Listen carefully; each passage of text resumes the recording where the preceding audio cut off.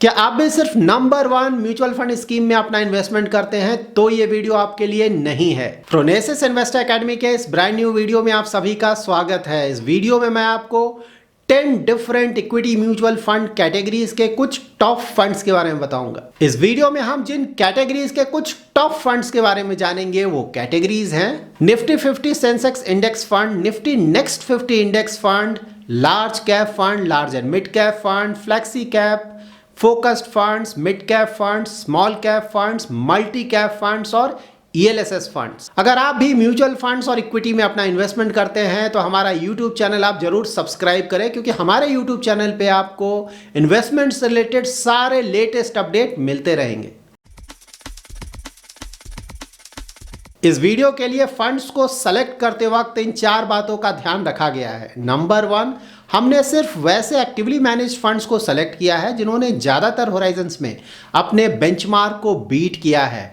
Number 2, वैसे fund जिनका AUM that is asset under management 500 crore से ज़्यादा है। नंबर 3, वैसे फंड्स जो कि रिलेटिवली पुराने फंड्स हैं जिन्होंने एटलीस्ट 3 इयर्स जरूर कंप्लीट कर लिया है। और साथ ही नंबर 4 पॉइंट, हमने वैसे फंड्स को भी इंक्लूड किया है जो कि रीसेंट टाइम्स में लाइक लास्ट 1 या 2 इयर्स में थोड़ा बहुत अंडर परफॉर्म कर रहे हैं, लेकिन पास्ट का उनका ट्रैक रिकॉर्ड काफ़ी अच्छा रहा है। यहाँ पे हमने हर एक कैटेगरी के 3, 4, 5, 6 फंड्स को इंक्लूड किया है। तो अगर आप एक ऐसे इन्वेस्टर हैं जिसको सो कॉल्ड सिर्फ नंबर 1 फंड के बारे में जानना है तो उसके लिए भी हमने अलग से डिटेल्ड वीडियो पब्लिश किया हुआ है, आप उन वीडियोस को वॉच कर सकते हैं। साथ ही यहाँ पे हमने इन सारे फंड्स के सिर्फ पास्ट परफॉर्मेंस के बारे में बताया है, लाइक उनका past returns across 1 year, 3 year, 5 year और 10 year horizon with respect to its benchmark. तो अगर आप इन फंड्स के बारे में डिटेल में जानना चाहते हैं तो इनमें से ज़्यादातर फंड्स का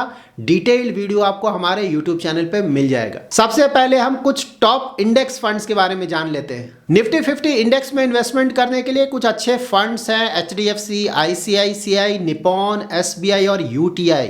और अगर आपको सेंसेक्स के इंडेक्स फंड में अपना इन्वेस्टमेंट करना है तो उसके लिए 2 अच्छे फंड्स हो सकते हैं HDFC और ICICI के।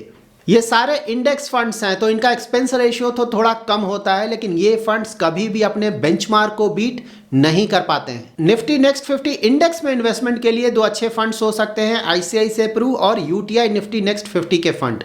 ये दोनों फंड्स भी इंडेक्स फंड्स हैं, दैट्स वाई ये फंड्स कभी भी अपने बेंचमार्क को बीट नहीं कर पाएंगे। यहाँ पर आप लार्ज कैप कैटेगरी के कुछ एक्टिवली मैनेज्ड फंड्स का परफॉर्मेंस चेक कर सकते हैं। तो ये फंड्स हैं Baroda, Canara Robeco, ICICI, IDBI, Kotak, Nippon India, SBI और सुंदरम।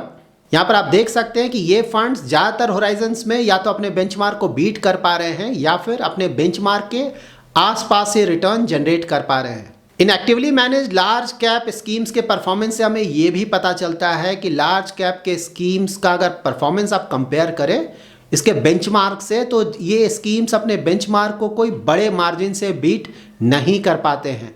दैट्स वाई अगर आप चाहें तो लार्ज कैप कैटेगरी के इंडेक्स फंड में भी अपना इन्वेस्टमेंट कर सकते हैं। मिड कैप कैटेगरी के कुछ अच्छे फंड्स होंगे Axis, Edelweiss, HDFC, Kotak, Mirae, Motilal Oswal, Nippon, PGM India, Quant, SBI और UTI।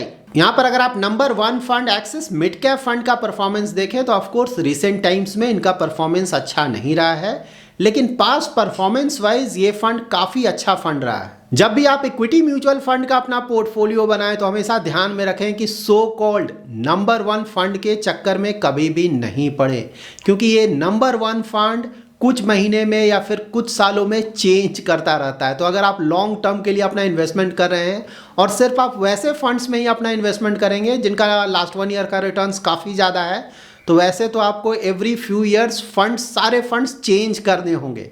तो आप हमेशा ही वैसे फंड्स में अपना इन्वेस्टमेंट करें जो कि लॉन्ग टर्म में कंसिस्टेंटली ज़्यादातर होराइजन्स में अपने बेंचमार्क को बीट कर पा रहे हों। यहाँ पे ऑफकोर्स ऐसा ज़रूरी नहीं है कि कोई फंड सारे होराइजन्स में अपने बेंचमार्क को बीट करे, क्योंकि ऐसा फंड है ही नहीं। इक्विटी म्यूचुअल फंड्स का अगर आप हिस्ट्री देखेंगे तो सालों पहले एचडीएफसी के इक्विटी फंड्स टॉप परफॉर्मर हुआ करते थे। उसके बाद सालों तक उनका परफॉर्मेंस बिल्कुल भी अच्छा नहीं था।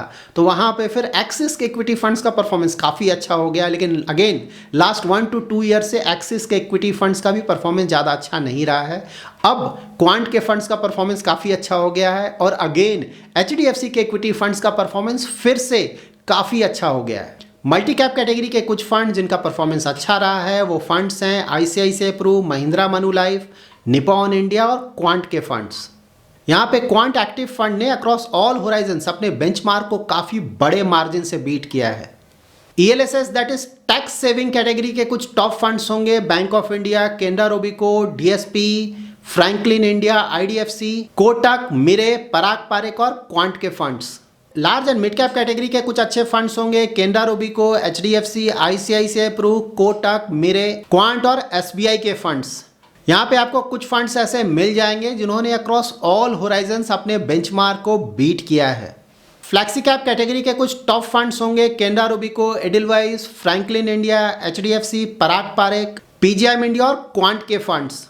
यहाँ पर आप देख सकते हैं पराग पारेख फ्लैक्सी कैप फंड ने रीसेंट टाइम्स में काफ़ी ज़्यादा अंडर परफॉर्म किया है। इनफैक्ट वो सारे फंड जिसमें यूएस इक्विटीज़ का एक्सपोजर काफ़ी ज़्यादा है वो अंडर परफॉर्म करेंगे, क्योंकि यूएस मार्केट्स इस साल काफ़ी ज़्यादा गिरा है। तो पराग पारेख फ्लैक्सी कैप फंड के साथ साथ एक्सिस ग्रोथ अपॉर्चुनिटीज़ फंड का अगर आप परफॉर्मेंस देखें या फिर एसबीआई फोकस्ड इक्विटी फंड का परफॉर्मेंस देखें तो उनका परफॉर्मेंस भी अच्छा नहीं रहा है। फोकस्ड कैटेगरी के कुछ टॉप फंड्स होंगे Franklin India, HDFC, ICICI Pru, IIFL, Nippon India, Sundaram और टाटा के फंड्स। स्मॉल कैप कैटेगरी के कुछ टॉप फंड्स होंगे Axis, Canara Robeco, DSP, Edelweiss, HDFC, HSBC, ICICI Pru, Invesco India, Kotak, Nippon, Quant, SBI, Tata और Union के फंड्स।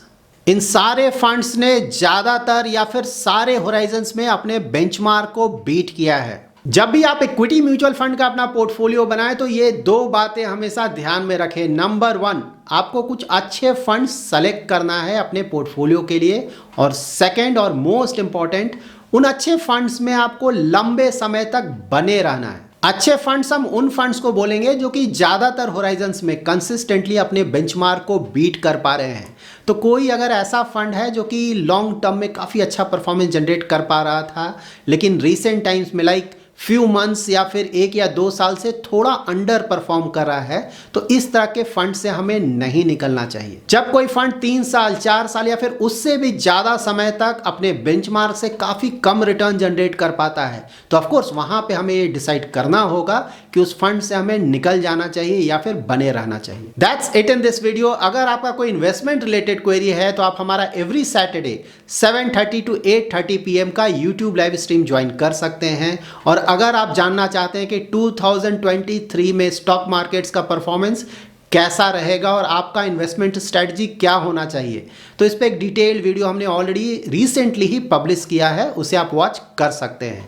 अगर आपको ये वीडियो पसंद आया है तो ज़रूर लाइक एंड शेयर करें, और अगर अभी तक आपने हमारा यूट्यूब चैनल सब्सक्राइब नहीं किया है तो ज़रूर सब्सक्राइब करें। Thanks lot for watching.